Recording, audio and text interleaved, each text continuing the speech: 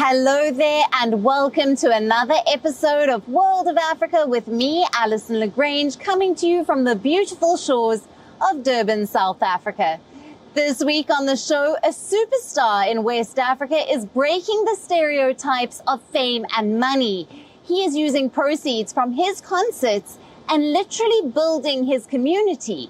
We will tell you about this trailblazing story in a short while, so stay tuned. This time we begin in North Africa, where Tunisia is battling two problems at a go. On one end, the economy is tattered with debt and a rising inflation, and on the other, an influx of migrants in Sfax is tainting the country's image. President Kais Saied has stood his ground on the latter issue. He says despite visits by EU delegates in efforts to iron out the stalemate, he will not play the role of guardian for other countries. Here's a report. They arrived in Tunis and were accorded a warm reception by Tunisia's leader Kais Saied. European Commission head Ursula von der Leyen, Italy's Prime Minister Giorgia Meloni and her Dutch counterpart Mark Rutte were on a mission to save the country from a financial turmoil. The North African country is now in discussions for an IMF bailout. Tunisia is looking to harness its tremendous potential of renewable energy. And the European Union needs reliable energy suppliers of clean energy as we are electrifying our entire economy. Thus, we need to invest in our infrastructure so that Tunisia can export clean energy to Europe and produce the clean energy for the country itself. But the trio was here for another reason as well. The country is a major gateway for migrants from asylum seekers attempting the dangerous Mediterranean Sea crossings. EU governments, under pressure to reduce arrivals, agreed on steps to fast-track migrant returns to their countries of origin or transit countries deemed safe, including Tunisia. Tunisia lies about 150 kilometers from the Italian island of Lampedusa and has long been a stepping stone for migrants, mostly from sub-Saharan African countries seeking a better life in Europe. We both have a vast interest in breaking the cynical business model of smugglers and traffickers. It is horrible to see how they deliberately risk human lives for profit. So we will work together on an anti-smuggling operational partnership, and we will support Tunisia with border management. This year, the European Union will provide 100 million euros to Tunisia for border management, but also for search and rescue and anti-smuggling and return. On the migration issue, Saied has in the past vowed urgent measures to tackle arrivals in Tunisia. Tunisian rights groups accused him of hate speech after he charged in February that hordes of sub-Saharan African migrants were responsible for rising crime and posed a demographic threat. Attacks on migrants rose sharply after his speech and thousands fled the country. Saied, however, said he rejected turning Tunisia into Europe's border guard. We cannot play the role claimed by some and concealed by others. They want us to be the guardians of the borders of their countries. The solution must be humane and collective.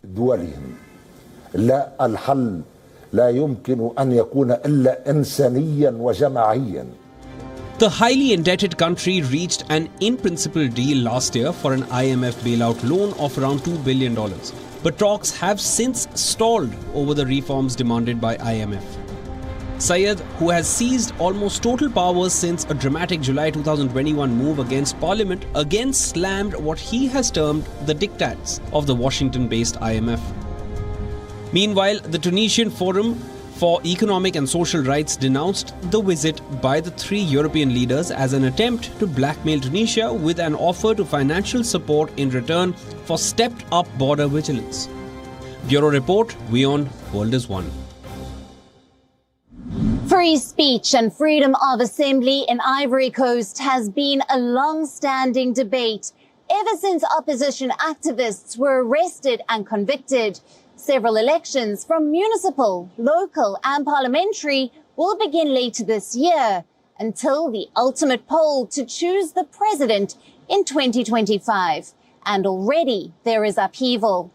Two former heads of state, among them Laurent Gbagbo, are contesting for the top seat. But Gbagbo is having a tiff with the electoral body. Let's find out what's happening in Abidjan. In January 2023, after his return to the country, ex-Ivorian President Laurent Gbagbo celebrated his so-called rebirth and vowed to repair the injustice. If Ivory Coast wants to be a nation of peace, justice and truth, I advise our dear country to continue to look for the perpetrators of the 2010-2011 crisis. In March 2021, he was acquitted of crimes against humanity committed during the bloody post-election crisis of 2010 and 11 and was allowed to return to Ivory Coast in June of the same year. The appeals chamber hereby revokes all remaining conditions on the release of Mr. Gbagbo and Mr. Blegude as a result of this judgment. In a show of mending fences, the president of Ivory Coast, Alyson welcomed two of his predecessors, Gbagbo and BDA, in what he says will be the first of many such meetings.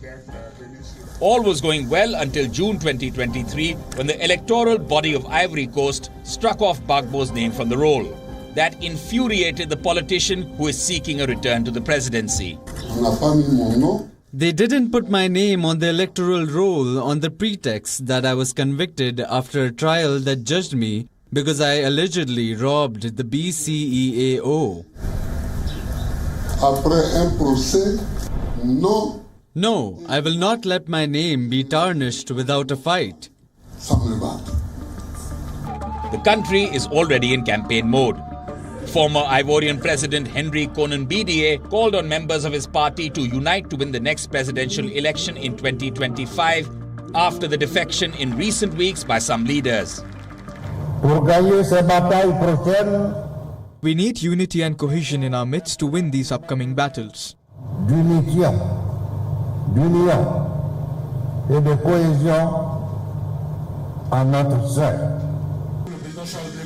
Charles Blé Goudi, once right-hand man of ex-President Laurent Gbagbo, says he wants to govern Ivory Coast one day following his return home.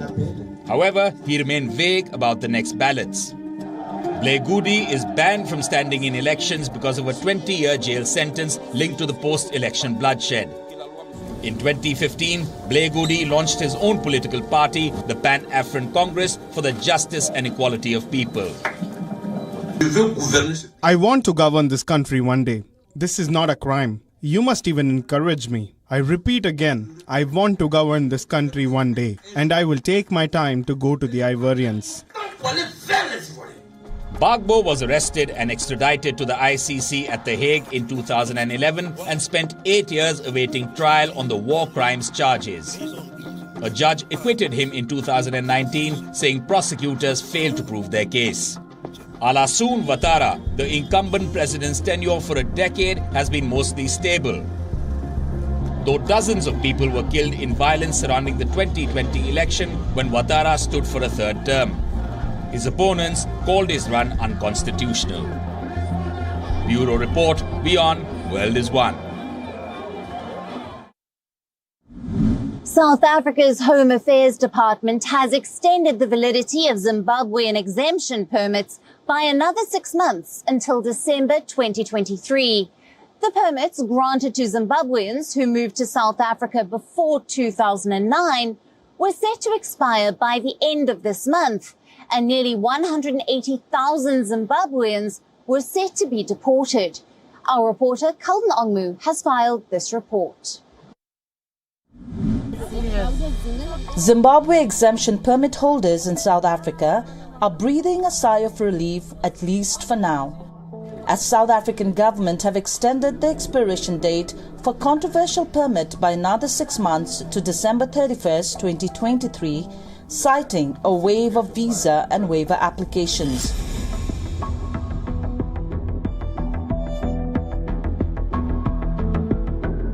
For nearly 180,000 Zimbabwean nationals, South Africa has been their home for as long as they can remember. However, the Home Affairs Department made a surprise announcement.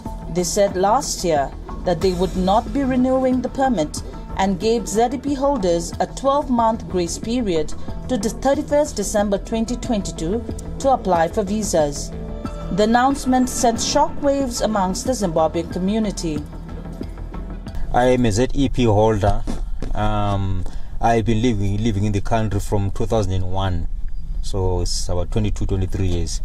I have a small business here. I'm in furniture business. I do upholstery, all of those things. My family is here, so yeah. So like the government just extended up to 30 December. It's a great relief to most of us because we didn't know what is going to happen, what was going to happen to us like the end of month of June. So but this extension is a great relief. ZDP permit introduced in the year 2009 allows Zimbabwean nationals to live, work and study legally in South Africa.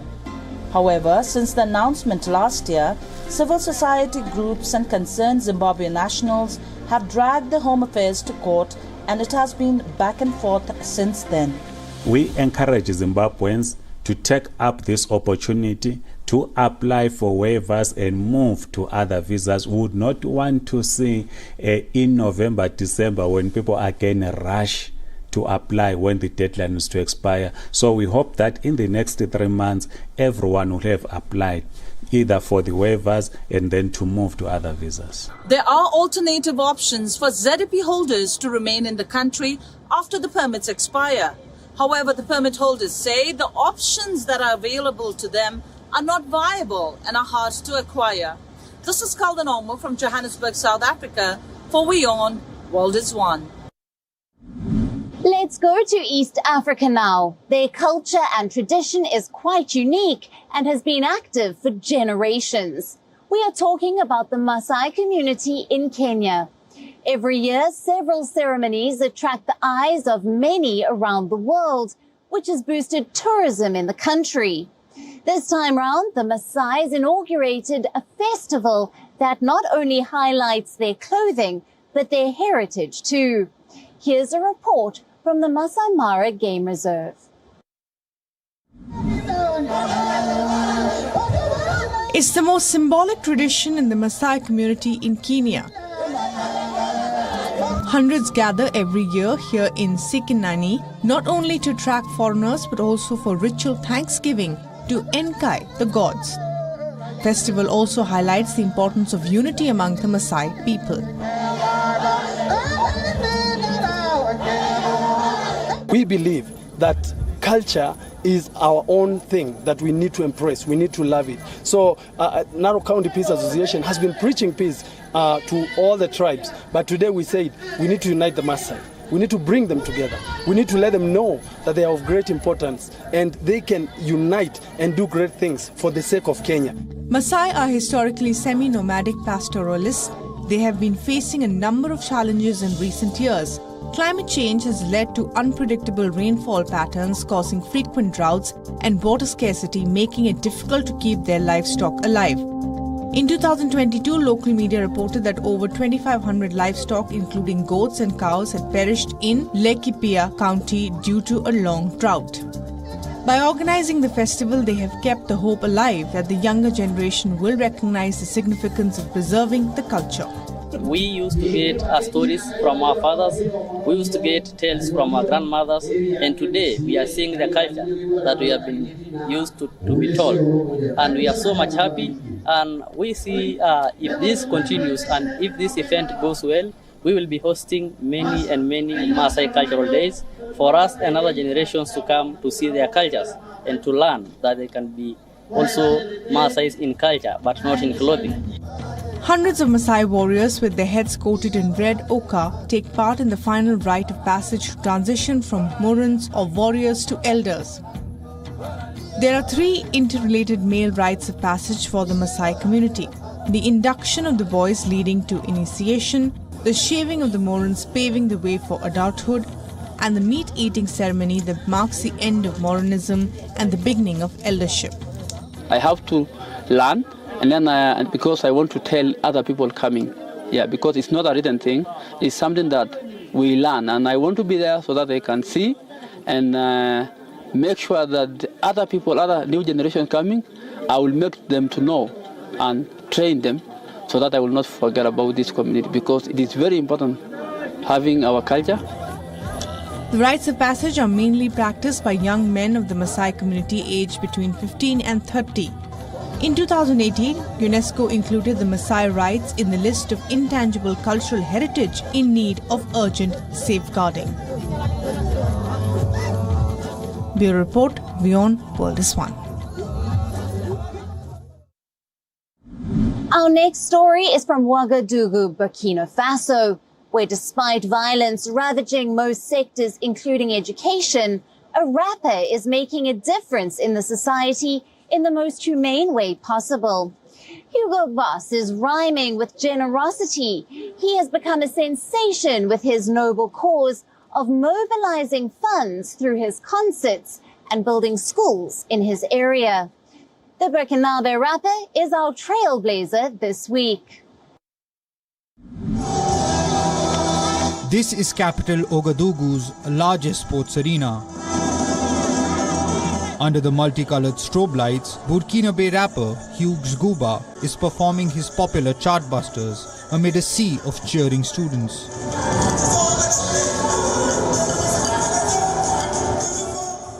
One Concert, One School is a well-thought-out project by a young Burkinabe artist called Hugo Boss, which is me.